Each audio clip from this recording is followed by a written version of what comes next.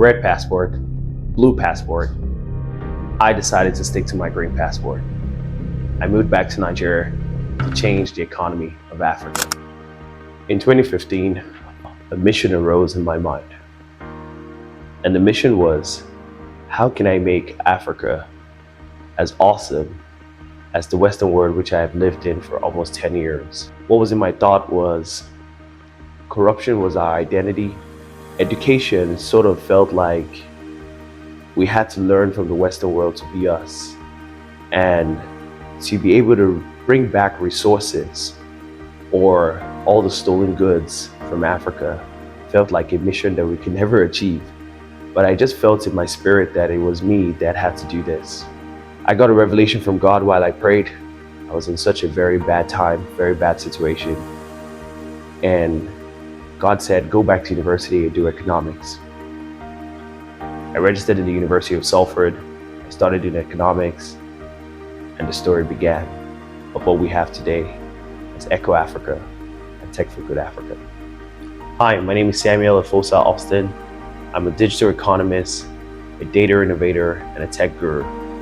I'm the founder of Eco-Africa and the president of Tech4Good Africa. Very passionate about using tech to solve the economy and strategy of Africa's economy. I'll start my conversation here with a story. In 2017, I ran for president of my university in the UK. And one of the reasons I ran for presidency was because I was an African student who just got an award for a role model in inclusivity and diversity. I was very passionate about the fact of getting young Africans to do more and to get some of the greatest innovations we saw in the United Kingdom and even in America and across the Western world to Africa. It was very complicated about how to do that because we had a very interesting silo. There was Nigerian society, Ghana society, Uganda society, all of this in the university in the Western world. And I thought to myself, how do we bring all of them together to look together at the continent? It was really hard. I ran for presidency and I lost. And ambition, and even Sad, ambitions, guys. they're always achievable. But what that put inside of my heart was, I got into education. there needed to be a way to bring Africans together. And so I thought, if I couldn't do it with them over there, I'll come back home and figure out why there was so much corruption and disparity between all of us, but also understand effectively why the education that we are traveling, and the word is japa, traveling to these places to learn, do not come back to improve our nation. But most importantly, I wanted to understand how if Uganda had natural resources and Congo had diamonds and Nigeria had oil, how come we were not sharing this money with one another to become one of the richest continents in the world? So I packed my bags and came back home. Let's start from there. One of the first things that hit me was our natural resources. What hit me was why I started Eco-Africa. I wanted to understand how could we use data to change the economy of the country. One thing that hit me was, if our natural resources were in our environment and the world was talking about climate action, that means something needed to be done about the data of resources in Africa.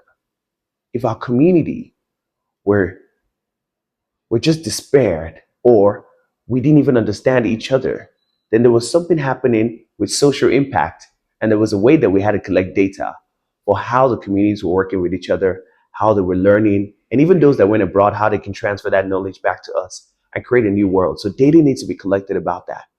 But another one was our organization.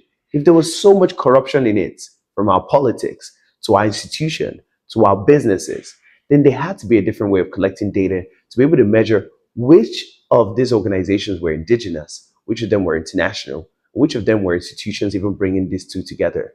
It was why I started Eco-Africa. But as I went on this journey, trying to collect data, I discovered I could not do it alone. And I brought together communities, team, young people, some of them even sitting with me here right now. And the idea was, how do we use tech, this solution that was coming from climate action to social justice with social media, all being so connected, to organizations, ERP systems, technology for data, technology in organizations, in hospitals. How can we bring them together to get young people to connect this data to their local places? And we came up with another concept, Tech4Good Africa. What do we do here? Fascinating enough, I thought about Einstein while I did this. I thought if I could not be as smart as Einstein, or maybe I am, who knows, we can use his model to create something new. And I started this E equals MD cube. I thought we could get young people to understand the energy of the country. Why am I saying this? One of the fascinating things that happened recently when Barack Obama became president of America was he decided to do a data study of where electricity are in the whole world. He did a mapping. And as he did this, we discovered that the whole of Africa was dark and every other continent was lit bright. And that just showed me that Africans do not even understand that there's no energy to run their businesses, to connect themselves, to be able to even understand their natural resources is what powers the rest of the other African countries. So how can I change this? And so E equals MD cube was about young people understand your energy from the electricity, but also understand your energy from within through technology. E equals MD cube. Let me tell you about it. Energy is equals to media, data, design, and digital. I know right now that as you're watching this, you're in one of these things. Either you're doing energy because you're trying to create sustainable energy, or you're doing media, content creation, social media, digital marketer, or you're doing data analyst, data scientist, data engineer, or you're doing digitalization, you're a software engineer, you're a developer, or you're doing even design, graphic design, UI, UX, all of these things together. If we use that to measure the local place, we started to look at how do we partner with the local government to say, what is the energy of this place? And this is my story. I came back home to be able to bring this to life. First of all, the data, and then how do we bring young people to do this data? I need to encourage everyone out there. Whenever you put your mind to do something as exciting as changing the world, it's funny how it all aligns, especially when it's backed up with grace. Grace has taken me through this journey. And so far, it's been interesting some of the exciting things that have happened to me while I have taken this mission to change the economy of Africa. And I'm doing this just to encourage some of you out there that are jackpotting, already jackpot, or are in Africa at the moment that we are posed at a very exciting time. And that's why my journey is very interesting. I'll take you to a journey, a few of it. I started this in 2015. First thing I ever did was go to my university and I did a survey and asked people, would you consider working in Africa? What I got with people saying, yes, I'll work in Africa, but there was a second question. The second question was, why are you not doing it? And that's how I got this revelation. There's no data. I don't know what's in Africa. What do we do? How do we do this? Fascinating, eh? Moving forward onto that, I pitched this idea. And the Western people were like, you can't do that. Where is the data?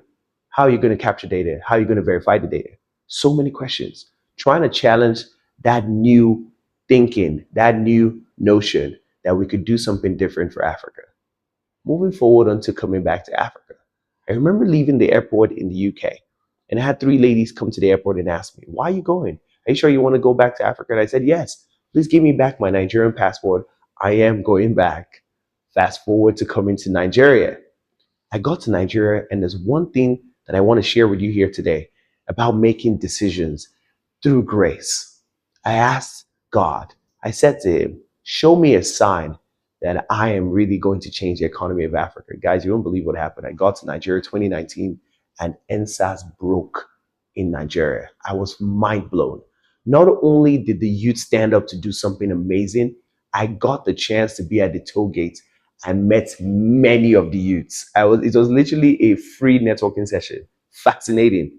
Not only that, COVID-19 broke around the world and it looked like we had to have a reset of our economy through natural resources, through climate action. We had to have a reset about how we were working with each other in social context. We had to have a reset about organizations and the way that they were doing things. So it looked like I was really posed for this. Guys, fast forward to today. Echo Africa is becoming one of the strongest things that we can see in relation to organizations and governments and trying to see how we can capture the wealth of Africa differently away from GDP. Many things have been written about that. Even this year in the United Nations, we talked about beyond GDP. Guys, not only that, the community is growing. And so why am I taking you through this journey? I'm still saying it.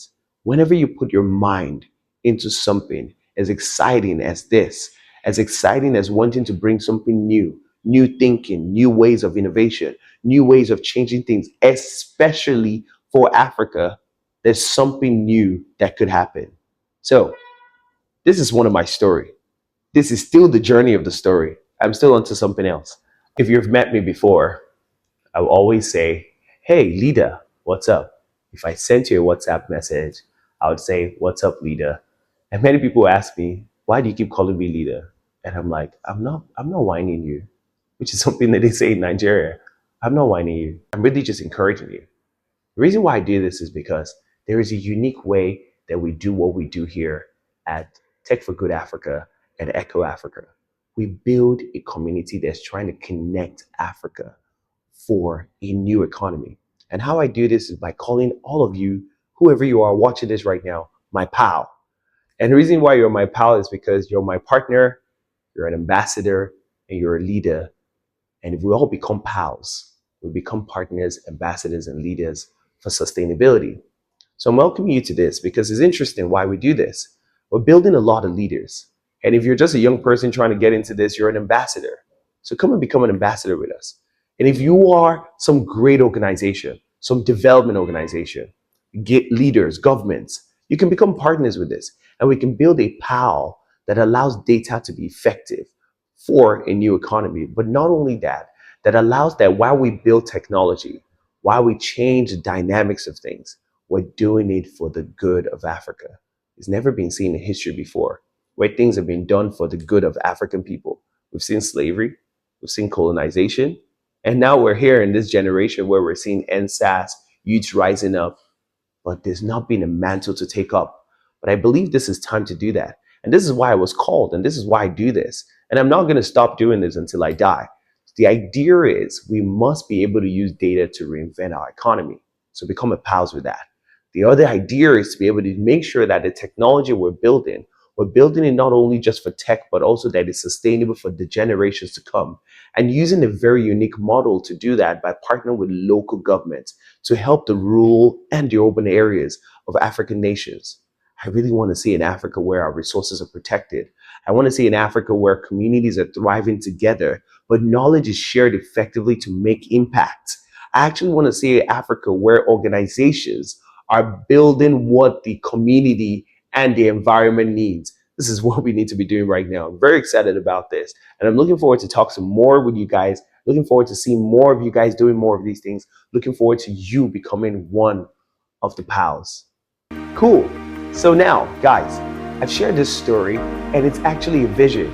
We're going to great places with what we're doing here with Echo and Tech4Good Africa. And trust me, more is coming from all of us here at the team.